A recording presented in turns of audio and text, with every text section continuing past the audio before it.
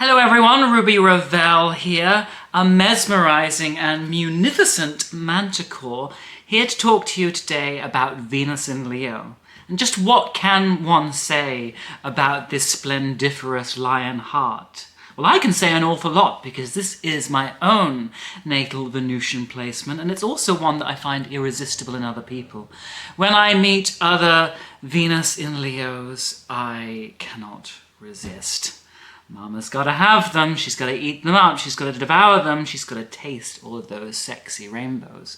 However, I am not here to make this video all about me. As very leonine a thing as that would be to do, I am instead here to explore what this placement means, what it values, what it desires and requires in relationships, and how it relates to people at all. What Venus in Leo perhaps values above everything else is the process of becoming itself. If we look at the narrative arcs of the great fairy tales and myths of the world, they usually begin with a hero who, no matter how humble, mediocre, or just plain goddamn awful his origins are, the hero or heroine always has a sense that they are special in some way, that there is something that separates them from the collective swamp in which they've grown up. They may grow up in a community, they may grow up in a family, they may grow up in a society, and yet rather than just being happy to consume those collective and ancestral influences whole, the hero says, there is more to me than just permitting myself to conform and to become a carbon copy of this greater group out of which I have arisen. Something even greater than those ancestral tendencies and inheritances is an indwelling light that I have been born with. Some very personal, very intimate magic and solar blare, all of my own, that no one else can reproduce. And so much of the hero's journey is figuring out how to give that light a vehicle for expression. Even if we are all born with that solar potential to become ourselves, whether we choose to pursue it or activate that light or not is very much a matter of personal choice and how we do or do not respond to the beckonings of fate that approach us. And some people might object, but surely, Ruby, surely everyone has this innate desire to want to become themselves. And yet the fact is that is not strictly true. Because becoming a hero involves taking risks. It involves separating oneself from the group. It involves leaning into one's insecurities and going on adventures and quests at which one might potentially fail. If the hero, say, is born to a nice little village where everyone has their routines, everyone has their patterns, everyone has their safe, secure place in the hierarchy, the hero could just stay there as well. He might say, well, this village is complete. It has everything I could possibly need. If I go out there fighting dragons and going on quests and entering into the unknown in order to discover myself, I am depriving myself of an awful lot of security and an awful lot of uncertainty. I might go out there and find that there's nothing, that my life isn't that fantastic. It might just be safer to stay here in the village with the blacksmith and the baker and the candlestick maker, because then at least I know what I have to do because my role has been prescribed for me, and it is simply to do what everyone else has done since time immemorial. Whereas to become yourself means discovering your own gospel, discovering your own rule book, just listening to your heart and hearing what indwelling blueprint it has that it is your job to find a way of manifesting and expressing. And that is a hard work because one can only become oneself by pitting oneself against the collective. And to choose to be an individual rather than a conformist can make you celebrated by the group, but it can also make you hated by the group as well, because you are not permitting yourself to be governed blindly by their rules, but define rules and values of their own, which may or may not harmonize with those of the collective at large.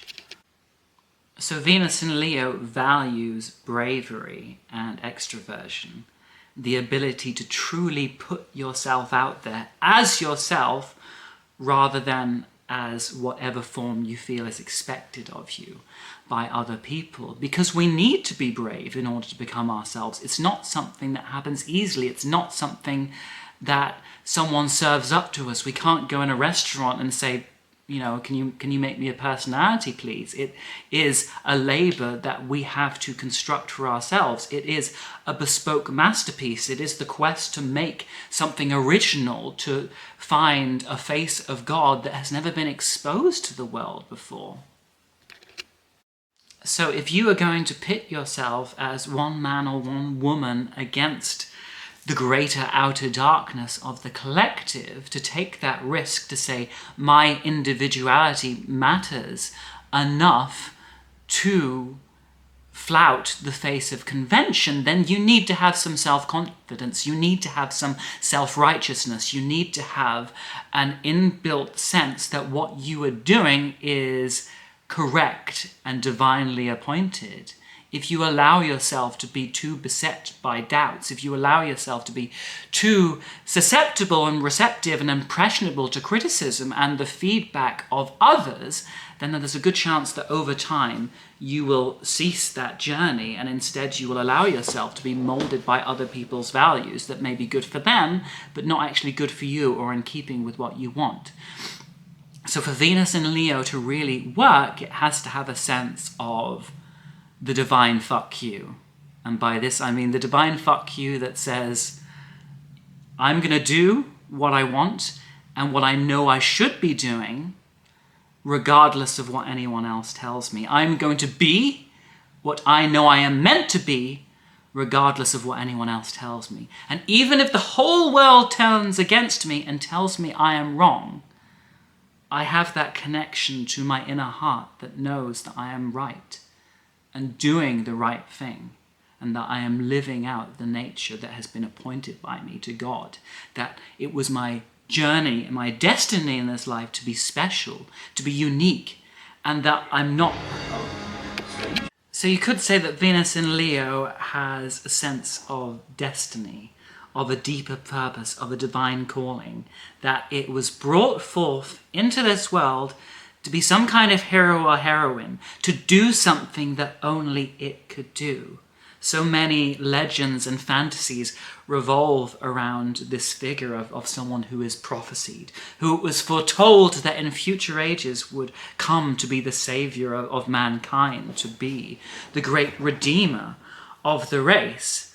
And this person has that magnificent, really by virtue of their birthright, this redeemer, this savior, this hero who has come to rescue the ages, is not a role that someone else can train to be. It's not like you can go to university and you can take a course to become a quantum physicist or a ballet dancer. You can't take a course to become yourself. It is something that you are born with.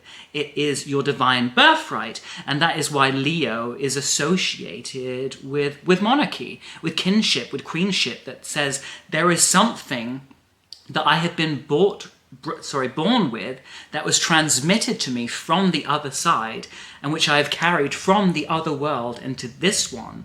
And it's my job to take some of the magic that I've inherited from that other world, from that holy other world, and find some way of transporting that magic into this world. Because Leo inherently sees that there is something in this world that is reduced, that is weakened, that is lacking, that isn't colourful enough, that isn't magical enough, that isn't fantastical enough, that has allowed itself to be too overcome and overburdened and over-encumbered by the weight of solidity and manifestation. It can see that things have become corrupt. It can see that what was once a golden age kingdom ruled over by a golden age ruler has become a wasteland in which things have become infertile, in which the prosperous potential of things have become used up and aren't living out that potential. And Leo feels that there is There is something in me that is here to restore some of that magic, that I can see this world that has fallen into darkness. And I am here to bring back some of that light, to bring a little glimmer, a little scintilla of what the golden age looks like, so that I can be a leader, a source of inspiration for other people, so that other people can stop sleepwalking in the darkness and have that moment where they go, aha, there used to be so much more to life than this. Life used to be more than just the routine and the humdrum. Life was an adventure, life was a quest, life was an upwards progressive motion towards the heaven, towards reunion with God, with the Heavenly Father. And I lost that, but thanks to that person's light, a little bit of that memory of how amazing life can be if we are willing to put ourselves completely into it and not just a clone that we've inherited from someone else, life can be fucking fantastic. So there is an inherent generosity to Venus in Leo. Leo has a reputation for being selfish, for not being able to see beyond itself, or for being self-obsessed, or whatever phrases you can use. And in its undeveloped state, that's very much how it can manifest. But on a deeper, more conscious, individuated level, one of the reasons why Venus in Leo wants to be special is so that it can awaken other people's specialness as well. It wants to be this beacon of light, this beacon of hope, this beacon of optimism that says, I did this amazing, great thing, and you can too. But the problem is, because of the world we live in which, as I said in my last video, we can be governed by that plutonic jealousy that says, if I can't be great, no one else can. If I have to conform to the rules and dictates of society for the sake of greater harmony and group cohesion, and everyone else has to as well, Venus in Leo's insistence on doing things its own way can just make it feel like it is being radical, that it is being rebellious, that it is this terrorist of this self, this person who is making everything much more difficult because it's not willing just to slot easily into line. It must always insist on its own personal inner authority first, rather than just blindly kowtowing to someone else's. For instance, if we think about very Aquarian concepts like communism that revolve around this idea of a completely socially leveled playing field in which it is recognized that all people have an inherent sameness to them, that they are all born with an inherent equality to them, and therefore everyone gets the same. And that state of affairs is a violation to the Leonine spirit that says, but I'm not the same as everyone else. Sure, I might belong to the same society, I might belong to that same collective, but I'm not equal. There is something in me that is special and that is different. And that doesn't mean that everyone else has to be shit and crap or a peasant in comparison to me, though during its more petty moments it might often express those kinds of sentiments. But it says, no, I am special too, and everyone else could be special as well if they were willing to take the risk of pursuing their own character rather than just finding the pre-packaged one that someone else has built for them. So if we're imagining this nice little communist ceremony now, let's say there's a group meeting that Venus in Leo has to participate in, and before the meeting there is a regulation letter sent out, a memorandum that's saying, okay, anyone participating in this meeting has to wear this uniform and adhere to these particular guidelines. You must be wearing this bland grey suit or you won't be let in. And Venus and Leo says, well, I'm not going to wear the same grey suit as everyone else. That's what everyone else is wearing. I don't like grey, that's not my colour, it doesn't look good on me, it doesn't bring out my unique or individual qualities, it doesn't accentuate or flatter what is discriminately my own. Why would I wear that? For someone else that might work. It doesn't work for me, and therefore I'm not doing it. So I'm gonna come along, I'm gonna wear my Technicolor dream coat, and you guys can all fucking shove it. So from this it can be deduced that Venus in Leo wants to stand out. It wants to be seen. The sun is designed to bring light into the world. It's right there in the middle of the fucking sky so everyone can see it, and without it the world will be plunged into darkness. And here is someone else insisting on their solar light. What could be more Venus in Leo than this big golden retriever who is distracting from the great theme of my video whilst also accentuating it. So just as that beautiful golden retriever then insisted that he was not happy just to be in the background, to be one of the behind-the-scenes makers of this video, he said, no, I want my time shining at the meridian. I want my time shining as the noonday sun. I want to be right in the middle of this shot right now. I will bolster up your cinematography, bitch. So many more people are going to watch this video now that a cute dog has been in it. Have you not seen YouTube? Have you not seen that people, just millions and billions of people, watch cute dog videos? They're not interested in your esoteric, flamboyant astrology, Ruby. They want to see dogs. Give them dogs. Yeah, so Venus in Leo is not content to be in the background. It wants to be at center stage, right in the foreground where its specialness cannot be seen. It doesn't want to be a member of the chorus. It doesn't want to be one of the dancing girls who are all wearing the same costumes, even if they are bejeweled and bedazzled. It wants to be the protagonist right there so that everyone knows that this person had to do some special work. They had to prove that they were the best. They had to prove that they were monarch of this realm in order to be appointed that post.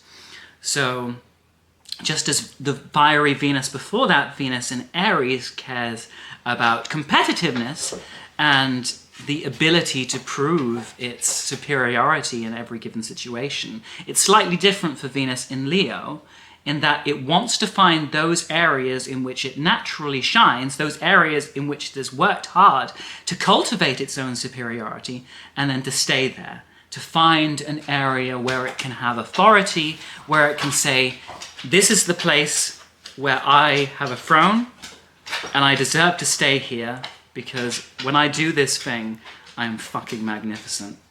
And everyone knows it, but most importantly, I do, because it is only my belief in myself that got here, and not anyone else. But this tells us something about Venus in Leo's relating style. You've got to remember, Venus usually governs social harmony, how we get along with and interact with other people. And Venus, one of the symbols of Venus is the scales that we see in Libra. And the symbol of those scales is finding a point of equilibrium, or finding a point of homeostasis between you and someone else, finding these points of sameness and relating to people because of them. And yet one of the older images of the scales was actually that they were a yoke, like a yoke with which we attach a plough to a cattle. So there is a sense that by constantly compromising and calibrating and adjusting ourselves to suit the needs of other people can cause us to reduce our own solar light. We can say, oh, if I'm being fully, unapologetically, flamboyantly, defiantly myself, it's going to piss people off. So Venus says, I'll moderate myself, I'll temper myself, I will reduce myself so that I can get along with these other people rather than always insisting that my own way is right. So you could say that Leo isn't really a natural placement for Venus, because Venus in Leo is very generous. It is willing to give a huge amount to other people if certain factors are met. You know, you don't just treat a king or a queen, a monarch, like they are anyone else. There is a certain deference, a certain level of flattery, a certain level of protocol, a certain level of recognition that has to be adhered to if you don't want to arouse the disfavor and the wrath of your monarch. There are ritualistic forms that have to be gone through, And then the king will be very kind to you. He will reward you.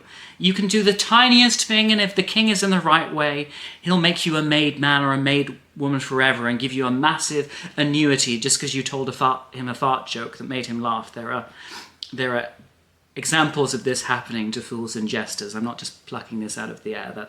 Those things did happen, you know. The spontaneous outpourings of munificence from a monarch are very considerable, and it's the same with Venus in Leo. If you have brought some kind of joy into its life, if you have reminded it that life can be a comedy as well as a tragedy, it will love you. Its heart will go out to you because it realizes that you are detaching from the mundane world of the everyday and lifted up to that exalted, numinous, heightened, brightened world to which it belongs.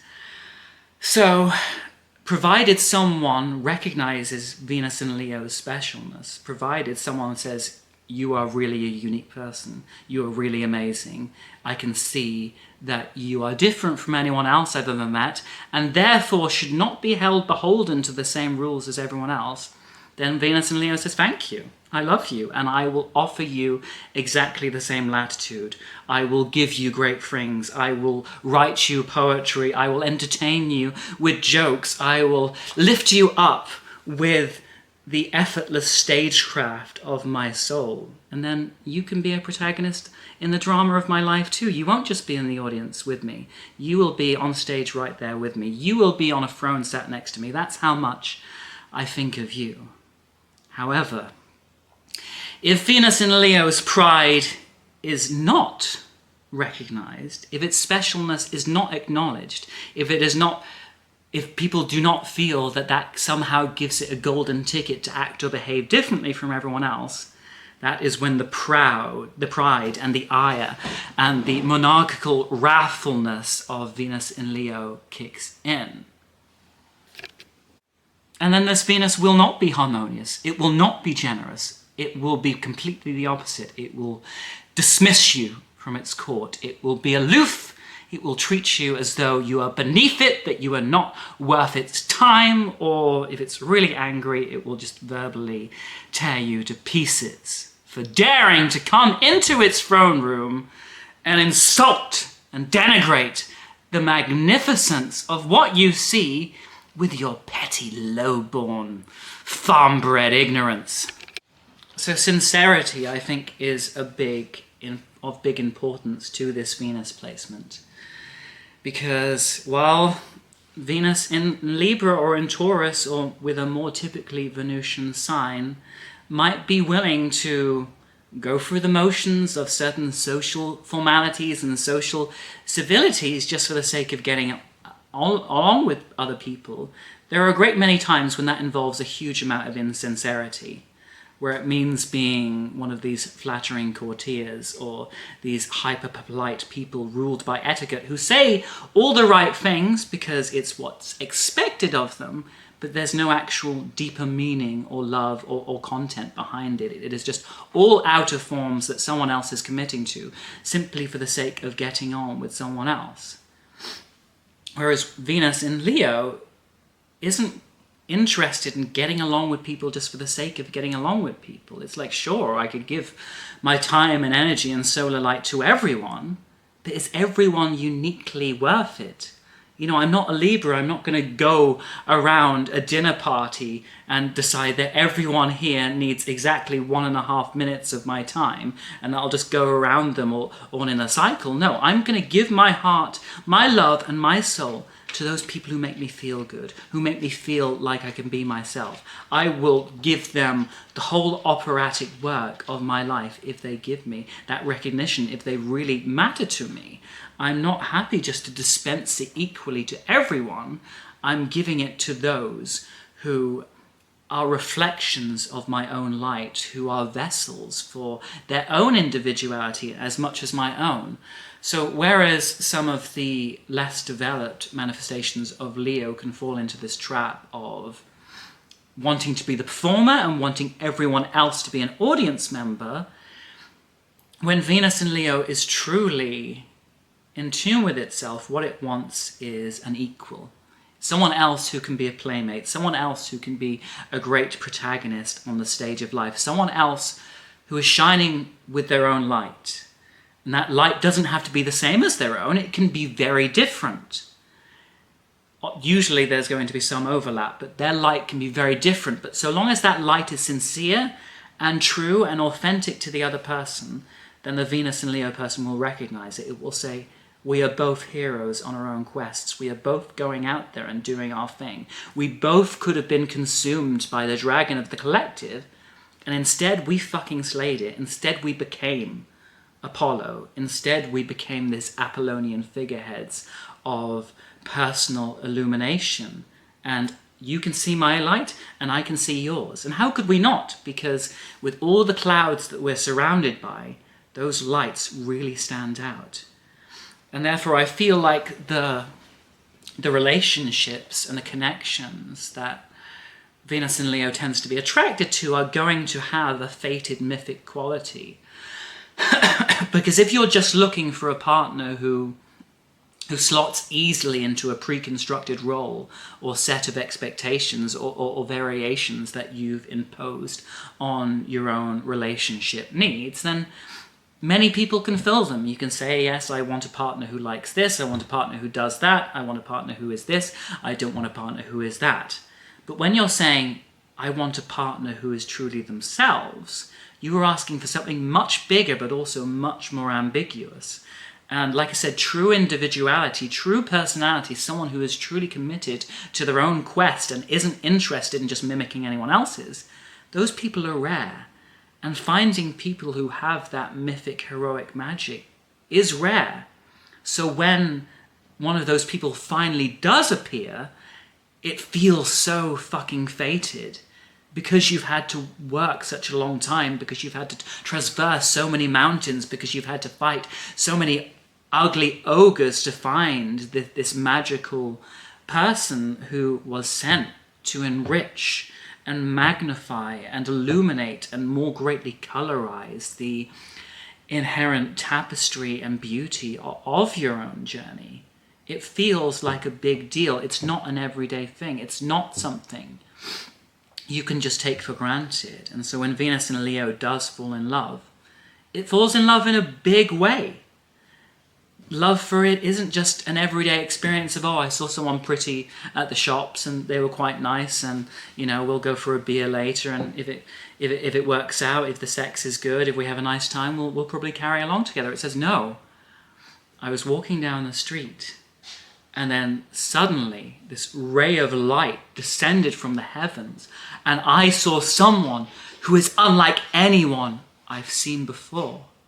My eyes feel like they have been opened. The scales have fallen through them. Chambers of my heart have suddenly been rendered open for business that I never knew were there. Life has been invested with a colour that I thought was only possible in fairy tales, but which has now come to my humble corner of the earth. I will worship this person. I will adore this person. I will fall on my knees and kiss every last square of their skin. No part of it will go unwashed by the rivers of my fiery love. Not everyone likes being on the receiving end of that love, don't I fucking know it? I live in the UK. The UK's mundane chart has Venus in Aquarius, so my own heightened romantic temperament does not naturally resonate very much with the chilliness of British people typically. But yeah, for many people that love will seem too much. It will seem too dramatic, it will seem too histrionic, it will seem too overkill. It's like, good grief, you know, just get laid and eat food like the rest of us. Why does it have to be so special? Why does it have to be such a big deal, you know? Why do they have to be a king or queen? Can't they just be an ordinary human being? And Venus and Leo says, fucking no. I would rather be alone in my kingdom than invite a mere peasant to sit beside me. I know my worth, and I am worth more than fucking that. So if Venus and Leo has a tendency to make a song and dance out of everything, then it wants to meet a partner who's going to sing along, who's going to dance along, And a lot of people won't do that. You know, Venus and Leo will start by being generous with someone, by trying to tease out that inner light. And it will be playful, and it will be silly, and it will recite a few cantos or made-up verses to you. And if the other person just goes, yeah, that was pretty funny. Anyway, what are you doing next Tuesday? If the Venus and Leo person starts singing, and the other person says, yes, and then for the next verse we could sing this, then the fires are burning. Then the chemistry is ablaze. Then the sacred playtime of the self is open for business, and we are moving, people. Finally, life is worth living. I am not a candle walking alone through the darkness. I have found someone else who is also carrying a torch, and through the combined blaze of our light, the world is an infinitely more amazing place. A little bit of the golden age has been reacquired, and it is our love that did it.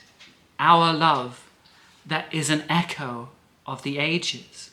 And it doesn't matter whether this love lasts for just a few days or whether it lasts for the rest of our lifetime. There is something about this love that is eternal, that will remain forever, and which I have been blessed by God to experience even for just an instant. Anyway, let's end on that high. Oh, did you hear the dog? That was the dog saying, all right, bitch, you've made your video. You made your stupid Venus and Leo video. Where's my Venus and Leo video? Where is it? Where is it? Let's do the same video, but I'll tell you what, you can be behind the camera and I'll be in front of it. How does that work, eh? Yeah, let's finish on that high, because that's what Venus and Leo would like. It wants to build up to a great, magnificent climax and stay there forever. And then build up to an even more bigger and even more magnificent climax. And then stay there. And then build up to an even bigger one. You see where this is going. Ad infinitum, ad nauseum, ad chaos. Anyway, if you want to get in contact with me, send me some nice love letters. No, if you want spiritual or astrological counseling, my email address is thestarsunraveled@outlook.com. My Instagram is astrology and underwear. I'm saying this really fast because I know the dog is running out of patience. My good God. I don't want to be dethroned. My Patreon is www.patreon.com/thestarsunraveled if you want to help me build my own Venus and Leo paradise. And you know you do. You do. You do. Just admit it. You do. And yeah.